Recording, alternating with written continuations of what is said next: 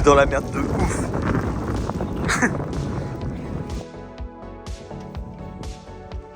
Là on a merdé mon gars. Là ramener une Z avec autant de neige, là je crois que...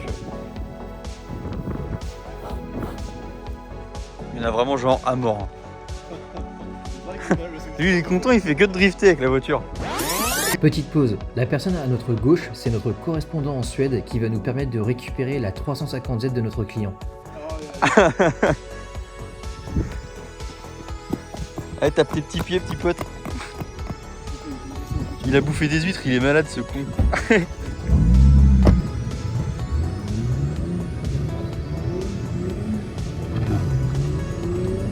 Yeah boy.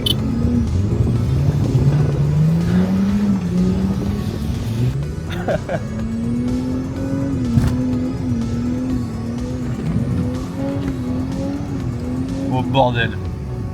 On vient d'arriver chez le vendeur de la Nissan 350Z et il a un garage vraiment impressionnant. Donc je vous laisse regarder. Une magnifique NA 1,6 litre avec une GT86 à Rocket Bunny. Il a prévu je crois de monter un turbo dessus. Là on a une Lancer Evo juste là. Alors il n'y a pas encore le moteur, ils sont en train de le refaire. Il y a énormément de véhicules. On vous laisse voir. Là on a une magnifique S13 qui n'a pas de moteur non plus. La fameuse 350Z HR qu'on va acheter. Là on a une Volvo qui est en cours de réfection.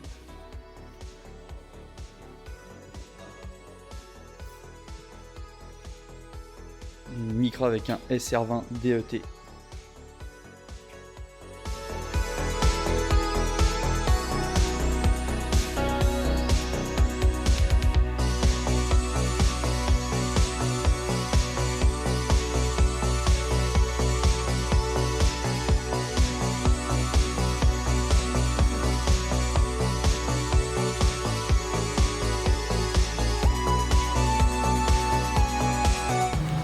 Bon là on est en train d'installer des clips sur la voiture parce que dehors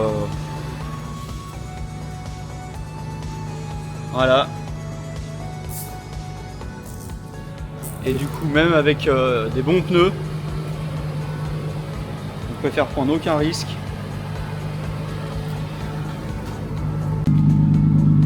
En gros ils ont ça, c'est vachement bien, c'est comme des Lego qu'on clipse sur la jante avec des riselants et ça permet de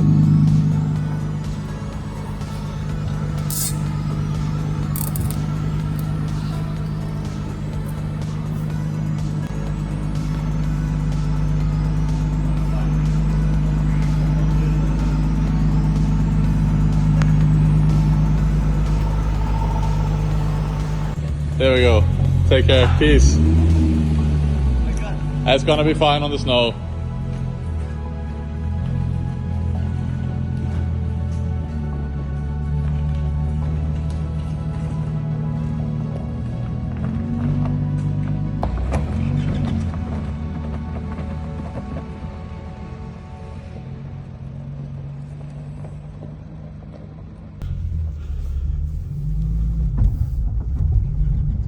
Putain. Je pense que ça c'est la vitesse max que tu peux aller. Hein.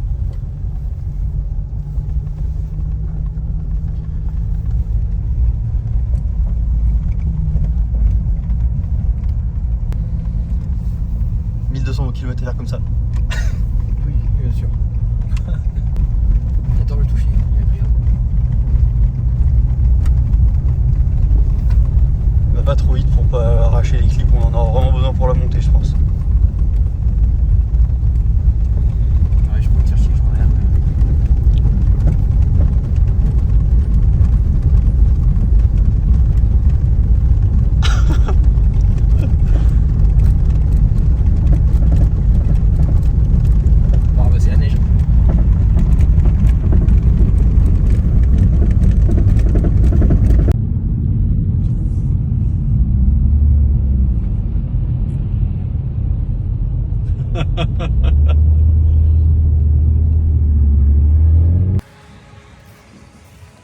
Bon, la route est dégagée. On vire les petits clips.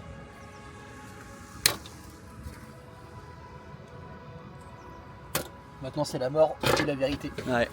Franchement, ça a fait le taf de ouf. Ils sont limés. C'est clair. Mais là, la route, c'est bon, elle est belle.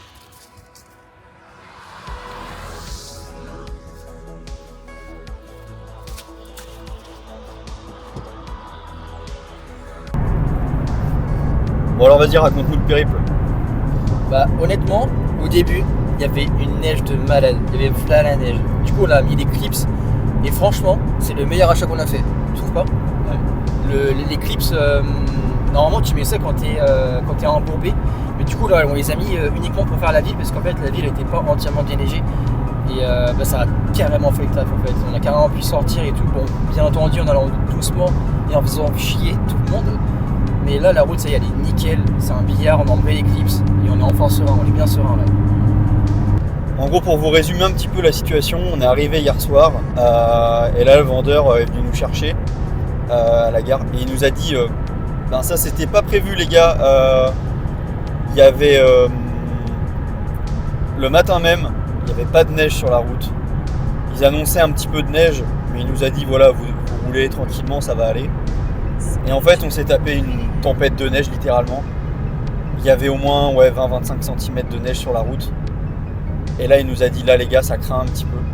Donc nous on a dit à l'acheteur, on l'a contacté hier soir pour lui présenter déjà la voiture et puis également pour le tenir au courant de ce qu'on comptait faire. Donc hier soir il nous a déposé le vendeur à notre hôtel pour qu'on puisse directement dormir et on s'est dit on va voir le lendemain matin. On a réfléchi à 3 options ce matin, même 4. La première c'était de monter des pneus neige à nos frais du coup mais bon au moins voilà des bons pneus neige cloutés. La deuxième c'était de carrément acheter des jantes, c'était un peu moins cher, mais le problème c'est que là les jantes elles sont magnifiques et il y en aurait pour un petit billet de les envoyer à Montpellier là où on va livrer la Z. La troisième solution c'était de faire appel à un dépanneur pour pouvoir acheminer la voiture plus au sud du pays, parce qu'en fait à 50 km au sud de là où on est, les routes étaient complètement dégagées et il neigeait largement moins que là où on était. On était vraiment au cœur du cyclone. Et la quatrième option, le vendeur avait acheté des espèces de petits clips, donc comme vous avez vu dans la vidéo, c'était de les mettre, de rouler avec le temps que ça se déneige un petit peu et qu'on arrive sur les axes principaux. Et voilà. Et du coup ce matin on s'est réveillé, on a regardé les webcams, on a vu que ils avaient vraiment fait le taf, cette nuit ils avaient déneigé toute la route. Et du coup on a pu prendre la route en faisant vraiment bien attention. Mais du coup voilà c'est le projet. Donc là on se mange des paysages de dingue. On fait méga attention parce que voilà le but c'est vraiment d'arriver en un seul morceau. Mais voilà la route est déneigée et c'est plutôt une bonne nouvelle.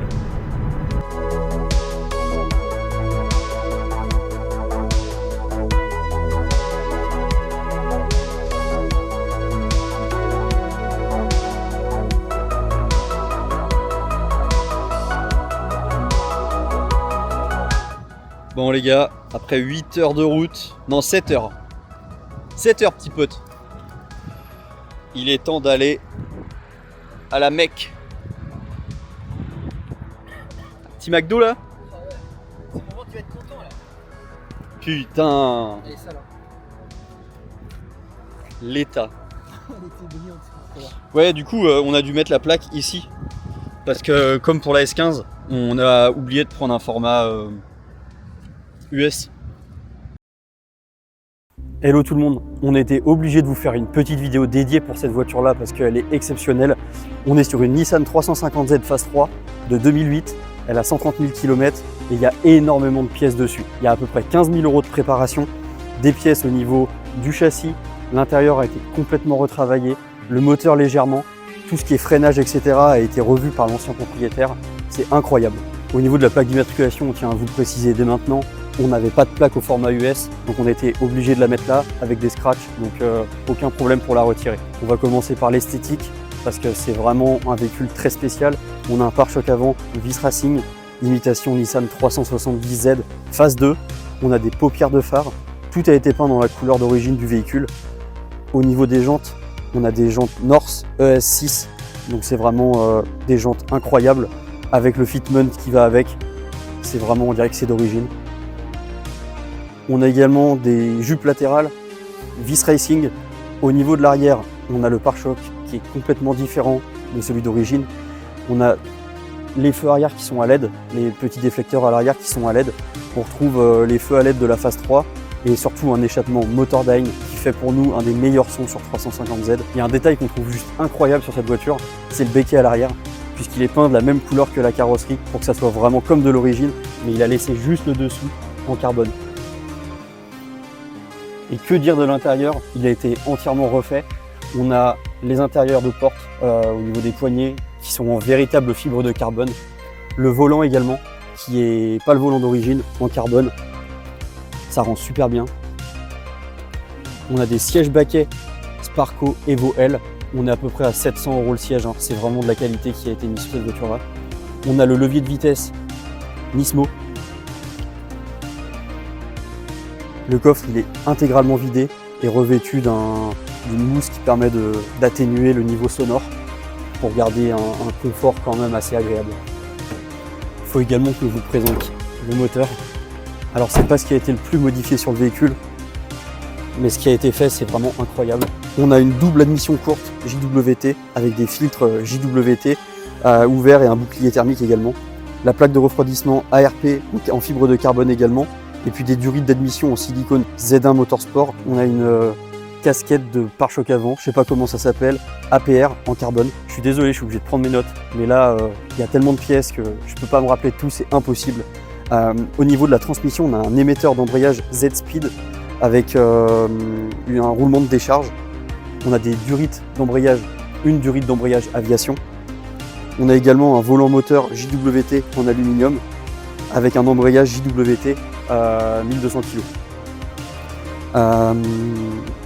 Le véhicule est équipé d'un différentiel à 1,5 voix CAS, donc ça permet de vraiment gratter un petit peu sur le sol. On gagne énormément en motricité, surtout parce que le différentiel d'origine de la 350Z n'est pas vraiment optimal pour le grip. Maintenant on va passer au châssis. Pareil, j'ai mes notes parce qu'il y a trop de trucs à dire.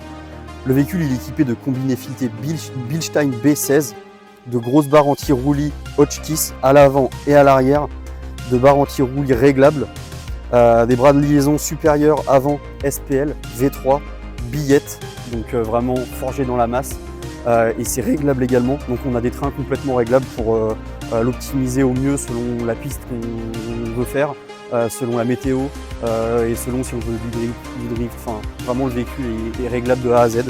Donc on a une bague de différentiel en polyuréthane pour garder énormément de rigidité au niveau du train arrière et pas beaucoup de mouvement.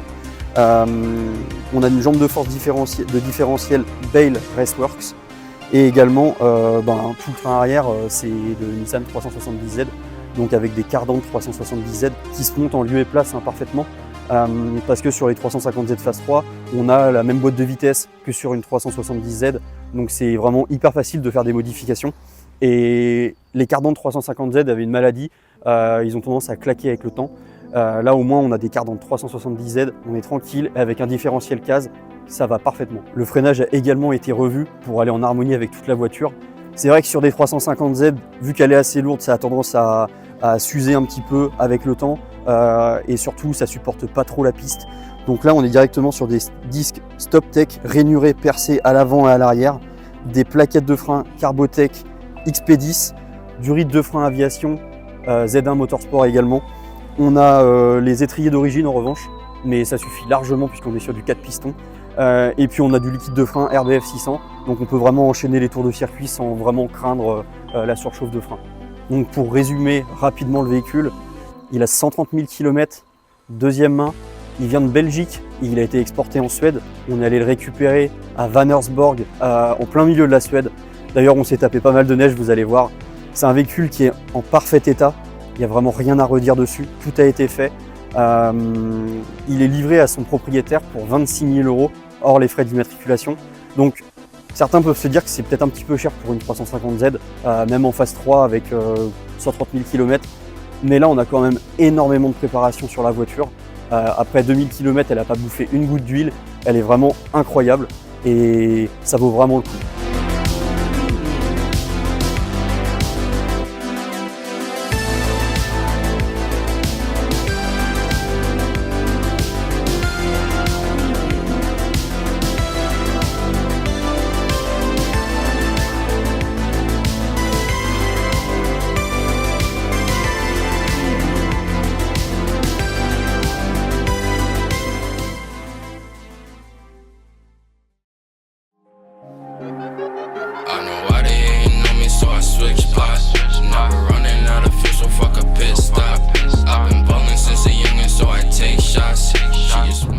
Bon, je suis désolé, on n'a rien filmé. On s'est séparés hier avec Jimmy aux Pays-Bas, du coup, parce que lui, il livrait la voiture à Nantes. Et moi, je vais livrer la 350 ZHR à 7, à côté de Montpellier. Donc, elle sera dans le sud de la France, cette voiture. J'ai rien filmé du tout parce que c'était la galère, c'était hyper long, il n'y avait rien d'intéressant. C'était que de l'autoroute, enfin, vraiment pas ouf. Ce matin, il me reste, là on est le matin, il me reste 4h30 de route à faire. Et je livre la voiture au client. J'essaierai de vous filmer quelques images quand même, ça serait sympa. J'ai eu une petite emmerde sur la route. J'ai perdu un collier de la ligne d'échappement. Et c'est un échappement Motordyne, donc ça fait déjà pas mal de bruit. Et j'ai perdu le collier juste après le Y-Pipe. Et du coup, je suis arrivé hier soir, j'étais sourd. Et ce matin, je suis allé dans un petit garage qui m'a resserré. La V-bande n'était pas partie, elle était juste desserrée et elle pendouillait. Donc il m'a tout resserré nickel. Comme ça, on livre la voiture en bon état au client. Mais c'était horrible. Le bruit, il était atroce. Du coup, voilà. Là, on arrive j'arrive vers Lyon. À peu près pour descendre. Les paysages ils sont dingues, la voiture elle est incroyable. Les baquets franchement c'est de la qualité, du coup c'est hyper agréable. Je suis obligé d'avoir des petits coussins quand même parce que franchement je suis en train de crever sinon, mais c'est plus agréable que les baquets bas de gamme. Sinon que dire sur la voiture, franchement au niveau du moteur c'est une HR, hein. Franchement à part la double admission c'est pas fulgurant la différence avec une HR d'origine. Mais vraiment par contre au niveau du châssis, les Bilstein B16, le train arrière de 370Z, toutes les barres anti-roulis Hotchkiss et les tirants réglables, la voiture c'est un scalpel. Franchement c'est incroyable. C'est sûrement la plus belle 350Z qu'on a ramenée et celle avec la plus belle prépa dessus. Parce que la prépa elle est vraiment hyper propre. Tout ce qu'il a mis c'est de la qualité. La voiture elle est hyper propre, hyper saine. Je vous ai filmé un petit peu le moment où on a dévissé la V-bande pour la remettre chez le garagiste. Comme ça vous allez voir le châssis.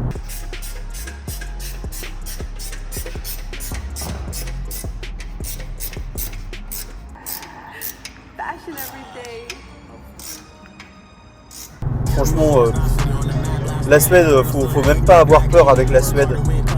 Les châssis sont neufs là-bas, les voitures elles sortent pas l'hiver. Et du coup, ouais, en termes de moteur, voilà, mais on va dire que la prépa qu'il a fait dessus, c'est essentiellement concentré au niveau de l'esthétique et surtout au niveau du châssis. Et du coup, on arrive à avoir une voiture qui a...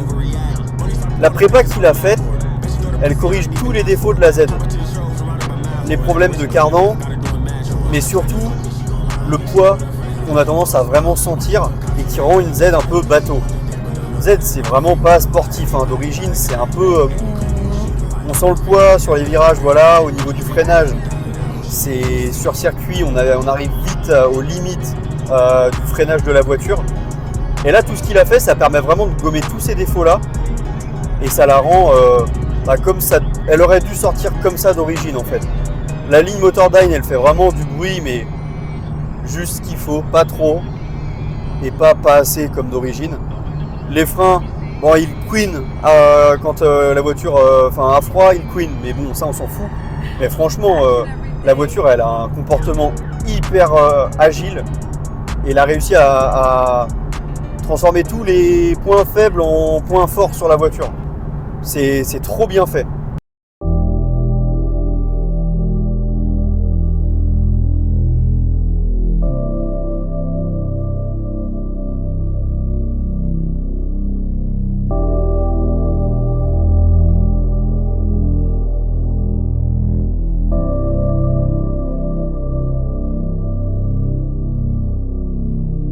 Bon les gars, véhicule livré, on rentre au bercail.